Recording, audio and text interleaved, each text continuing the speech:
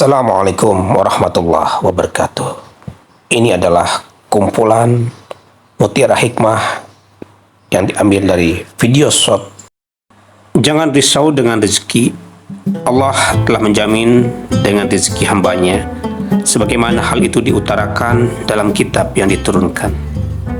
Yang bukan ditulis untuk kamu tidak akan sampai kepadamu, sedangkan rezeki yang ditentukan untukmu pasti akan sampai padamu. Jika kamu sudah tahu hal itu, maka hendaknya jangan kau sibukkan dirimu dengan urusan dunia.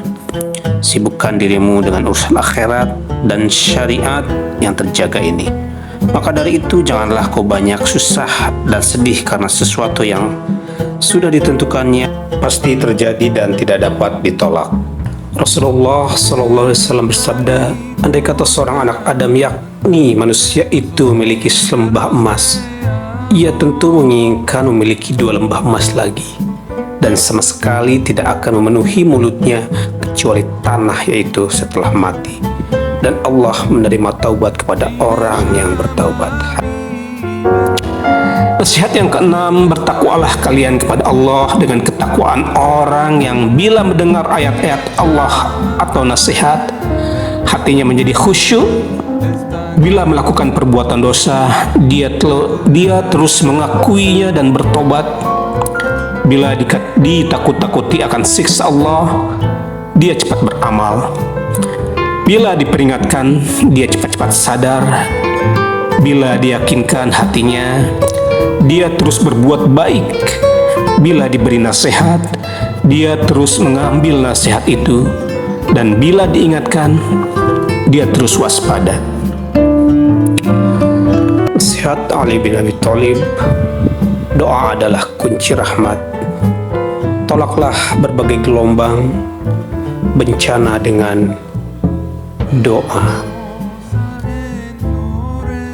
Evaluasi diri. Beristighfar atas dosa-dosa hari ini. Maafkan setiap hal yang menyakitkan.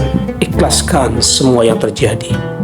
Hisablah dirimu sebelum kelak engkau dihisab. Umar bin Khattab. Kasihanilah, berpalinglah dari orang-orang bodoh, dan kasihanilah orang-orang yang dungu. Konsultasikan urusanmu hanya kepada orang yang takut kepada Allah. Barang siapa sedang mencicipi dunia, disitulah aku pernah merasakan pahit getirnya kehidupan. Bagiku, dunia adalah tipu daya dan penuh berisi kedustaan, bagaikan fata morgana di tengah padang Sahara. Dunia tidak ubahnya bagaikan bangkai-bangkai busuk yang hanya anjing-anjing kelaparan yang mau mendekatinya. Jika engkau menjauhi dunia, kelak engkau akan terselamatkan dari kotorannya. Tetapi jika engkau dekati dunia, engkau akan diserang oleh anjing-anjingnya. Berbahagialah orang-orang yang kukuh atas imannya dan menutup diri dalam kesucian jiwa. Di antara tanda kematian hati adalah tidak merasa sedih saat tak bisa menjalankan kebaikan dan tidak menyesal setelah melakukan dosa. Berdoalah, tak berdoa bagaikan tak makan dan tak bernafas. Jiwa kita akan kelaparan dan mati lemas tanpa doa yang rutin. Dunia ini fana, setiap orang siap beriringan meninggalkannya. Dunia ini tidak kekal bagi siapapun, tidak pula bagi penghuninya. Kematian demi kematian berlomba-lomba menjemput manusia. Hai bodoh, telah tertipu engkau oleh dunia. Bangkit dan dapatkan sesuatu yang berharga dari dunia ini. Barang siapa meluruskan batinnya melalui mukarrabah dan ikhlas, Allah akan menghiasi lahiriahnya dengan mujahadah dan mengikuti sunnah Rasulullah. Al-Hikam 195. Di antara tanda mengikuti hawa nafsu. Di antara tanda-tanda mengikuti hawa nafsu adalah bergegas menjalankan amalan-amalan sunnah dan bermalas-malasan menjalankan amalan-amalan wajib. Al-Hikam. Wahai Tuhanku, betapa Engkau sangat kasih kepadaku meskipun aku bodoh. Betapa Engkau sangat sayang padaku walaupun buruk perangaiku. Betapa dekatnya Engkau kepadaku dan betapa jauhnya aku darimu. Betapa lembutnya Engkau padaku, lalu apa gerangan yang menghijab diriku darimu.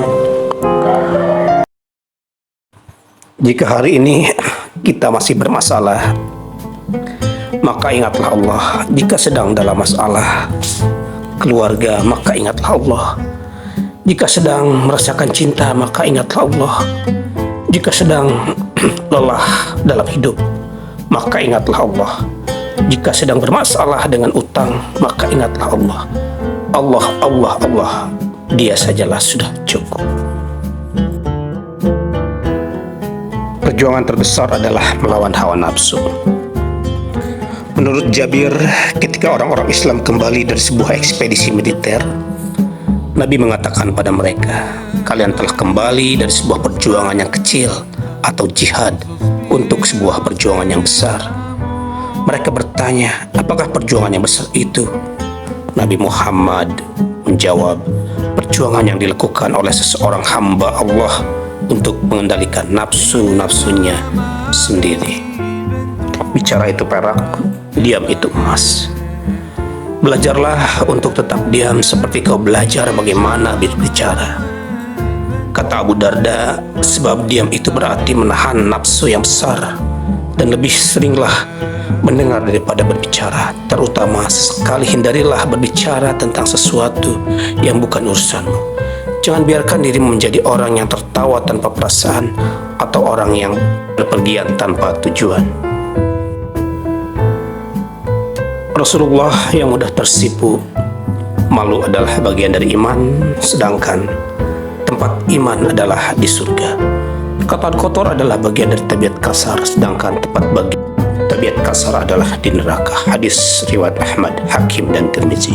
Muslim bin Basir menceritakan pada saat sakitnya yang terakhir, Abu Hurairah terisak ketika ditanya apakah yang menyebabkan ia menangis. Ia berkata, bukan dunia ini yang kutangisi, tetapi perjalanan panjang yang akan kuhadapi dan kurangnya bekalku. Aku telah berada di puncak bukit. Di hadapanku ada dua jalan menurun, satu menuju surga dan satu lagi menuju neraka. Aku tidak tahu ke arah mana aku akan dituntun. Utusan Tuhan, kepanglah rambutmu karena engkau tak akan tahu Tuhan akan mengutus seorang malaikat kepadamu. Tak banyak yang dapat engkau lakukan pada hari itu, meskipun ada banyak hal yang harus dikerjakan. Kau hanya bisa terbaring diam dengan tatapan kosong. Milik Allah Subhanahu wa ta'ala. Anas bin Malik meriwayatkan Nabi berkata, ada beberapa orang yang merupakan milik Allah. Ketika ditanya, siapakah mereka itu? Beliau menjawab, mereka yang setia pada Al-Quran. Bersama kesulitan ada kemudahan. Beban itu tak perlu kita keluhkan karena kita pasti sanggup menyelesaikannya dengan ikhtiar yang maksimal. Kita tak bisa berharap Allah turun tangan begitu saja tanpa kita berusaha. Justru ketika kita dalam kesusah payahan berusaha, maka sesungguhnya bersama kesulitan itu ada kemudahan. Janganlah meminta sesuatu pun dari seseorang. Jangan mengharapkan sesuatu apapun dari orang lain. Dan jangan mengambil sesuatu yang akan kamu berikan kepada seseorang. Bersabarlah, sabarlah hadapi masa yang tidak jelas. Jangan gusar, pada akhirnya kesabaran akan datangkan keselamatan. Sikap gusar sama sekali tidak datangkan manfaat. Risau tidak akan bisa mengembalikan apa yang terlewat. Jika nafsu mengajakmu untuk memenuhi syahwatmu, maka janganlah engkau mengatakan, akan aku turuti hanya sekali saja. Wahai saudaraku, kosongkanlah hatiku dari keinginan untuk memenuhinya. Karena jika engkau memenuhinya, maka ia akan mendorong untuk berbuat yang lebih besar dosanya dari perbuatan yang pertama. Dari Abu Hurairah radhiyallahu anhu, Rasulullah sallallahu alaihi wasallam bersabda, pasti akan datang suatu zaman di mana manusia tidak lagi mempedulikan dari mana hartanya itu didapatkan, apakah dari jalan yang halal atau haram. Hadis riwayat Bukhari. Nasihat dari Abu Darda, siapa yang sering ingat dekatnya kematian, tidak akan sering gembira yang berlebihan dan berkurang iri dan dengkinya kepada orang lain. Saat kau rela dengan kesulitan-kesulitan yang diberikan kepadamu, pintu itu akan terbuka. Jika kau melawan, kesulitan-kesulitan itu justru akan melibasmu. Rahasia ikhlas. Keikhlasan adalah suatu rahasia dari rahasiaku yang aku titipkan pada hati orang yang aku cintai di antara hamba-hambaku. Hadis Qudsi. Tidur dalam keadaan suci. Dari Mu'adz bin Jabal radhiyallahu anhu, Nabi sallallahu alaihi wasallam beliau bersabda, tidaklah seorang muslim tidur dalam keadaan suci lalu pada malam harinya ia bangun minta kebaikan kepada Allah dari urusan dunia dan akhirat, melainkan Allah akan memberikan kepadanya. Riwayat Abu Daud, Nasai dan Ibnu Majah. Dua tetesan yang Allah sukai. Rasulullah sallallahu alaihi wasallam bersabda, ada dua jenis tetesan yang sangat disukai Allah Subhanahu wa taala. Tetesan air mata karena takut kepadanya dan tetesan darah karena berjuang di jalannya. Allahumma wafiqna lama tuhibbuhu wa tarda. Ya Allah, limpahkanlah taufik kepada kami untuk melakukan apa-apa yang Kau cintai dan Engkau ridhoi. Doaku hari ini.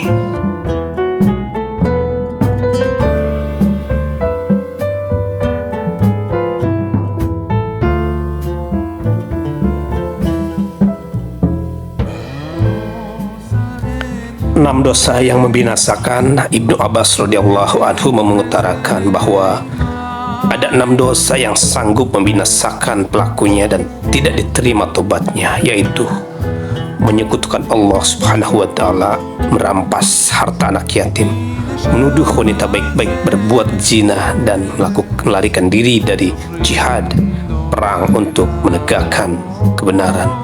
Kelima, menyuruh atau berbuat sihir. Dan yang keenam, menganiaya atau membunuh Nabi. 6 perbuatan zina mata dan hati. Yang pertama, 2 mata berzina dengan memandang. Yang kedua, 2 telinga berzina dengan mendengarkan. Lidah berzina dengan perkataan. Yang keempat, zina tangan adalah berbuat kekerasan. Yang kelima, zina kaki adalah melangkahkan kaki ke tempat yang diharamkan. Dan yang keenam, hati berangan-angan. Ridho terhadap karunia-Nya. Betapa banyak kesenangan yang merupakan penyakit dan sakit yang merupakan obat. Betapa banyak nikmat dilipat di antara taring-taring bencana. Dan kesenangan telah berubah. Tabahlah atas kejadian waktumu, karena semua pasti berlalu. Di balik susah ada bahagia, di balik kemulusan ada cacat. Prinsip tawakal ada 3 tingkat. Yang pertama, jika diberi bersyukur, jika tidak diberi bersabar. Yang kedua, jika diberi dan tidak diberi baginya sama saja. Yang ketiga, tidak diberi namun bersyukur lebih ia sukai, karena ia sadar betul akan pilihan Allah atas dirinya. Nikmatnya Ramadan. Kita salah satu manusia yang dipilih oleh Allah untuk menikmati guyuran berkah di bulan Ramadan. Bukankah selama setahun lalu begitu banyak manusia yang rohnya sudah jemput Israel? Mari kita puji Dia karena kita masih dikaruniai usia hingga bisa menjemput Ramadan kembali di tahun ini. Doa Abu Bakar As-Siddiq. Ya Allah, Engkau lebih tahu tentang diriku daripada aku sendiri, dan aku lebih tahu diriku daripada orang lain. Maka jadikanlah diriku ini lebih baik dari yang orang sangka. Ampunilah aku atas apa yang mereka tidak tahu. Jangan Engkau tuntut aku atas apa yang orang lain katakan tentang aku. Tidak ada yang mustahil bagi Allah. Manusia tidak selamanya zalim. Kadang setelah berlalu kezaliman, muncul ketulusan dan kebajikan. Sesuatu yang mustahil berubah di mata manusia bisa menjadi nyata dengan izin dan rahmat Allah Subhanahu wa ta'ala.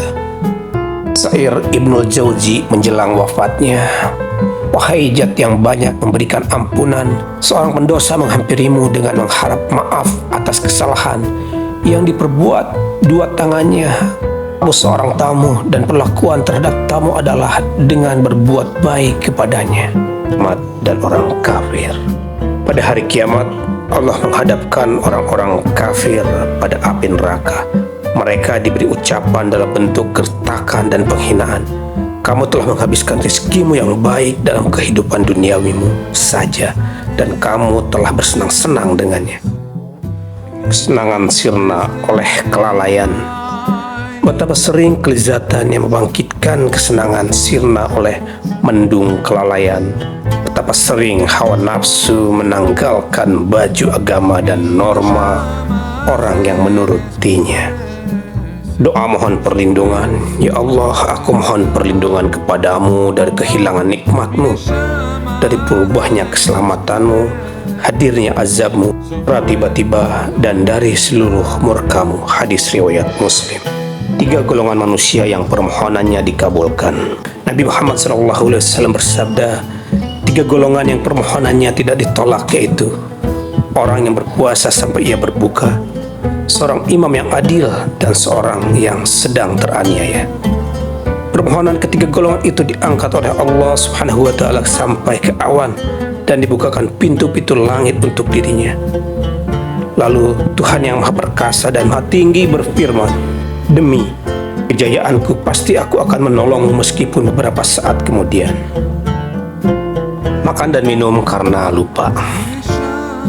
Barang siapa yang lupa sedangkan ia dalam keadaan berpuasa, maka ia makan dan minum, maka hendaklah ia menyempurnakan puasanya, karena Allah lah yang telah memberikan makan dan minum kepadanya. Hadis riwayat muttafaqun alaih. Imam As-Syafi'i berkata, berbakti kepada orang tua, taatlah kepada Allah sebagaimana Dia perintahkan, dan penuhilah hatimu dengan kehati-hatian. Taatilah bapamu, dia telah merawatmu semasa kecil. Rendahkan dirimu kepada ibumu, carilah ridhonya, sebab menyakiti ibu merupakan salah satu dosa besar. Percayalah, di alam ini memikirkan yang belum terjadi jauh lebih berat daripada menjalaninya. Ketika kamu berbuat baik, orang jahat membencimu, dan kalau engkau berbuat jahat, orang baik menjauhimu. Rahasia suami istri. Nabi Muhammad SAW bersabda, orang yang paling buruk kedudukannya di sisi Allah pada hari kiamat kelak ialah orang yang menggauli istrinya, dan istrinya pun telah menggaulinya. Kemudian orang itu, si suami, menceritakan rahasia istrinya. 6 sunnah dalam berpuasa. 1. Mengundurkan makan sahur, menyegerakan berbuka dengan kurma atau air sebelum sholat maghrib, tidak bersiwak setelah waktu tengah hari, banyak bersedekah, mendarus Al-Quran, dan beriktikaf di masjid, terutama pada 10 malam terakhir bulan Ramadan. Keharusan seorang muslim. 3 hal yang harus selalu ada pada diri seorang muslim dalam kondisi apapun: menjalankan perintahnya, menjauhi larangannya, dan ridho dengan takdirnya. Sedekah. Sesungguhnya orang yang bersedekah, baik laki-laki maupun perempuan, dan meminjamkan kepada Allah dengan pinjaman yang baik, akan dilipat gandakan atau balasannya bagi mereka, dan mereka akan mendapatkan pahala yang mulia. Quran Surat Al-Hadid ayat 18. Puasa 3 hari. Dari Utsman bin Abil As radhiyallahu anhu, dia berkata, aku mendengar Rasulullah bersabda, saum itu perisai dari api neraka, seperti perisai seseorang dari kalian saat berperang. Dan saum yang baik adalah saum 3 hari pada tiap bulannya. Hadis riwayat Ibnu Khuzaimah. Itulah mutiara-mutiara hikmah. Semoga bermanfaat. Terima kasih. Wassalamualaikum warahmatullahi wabarakatuh.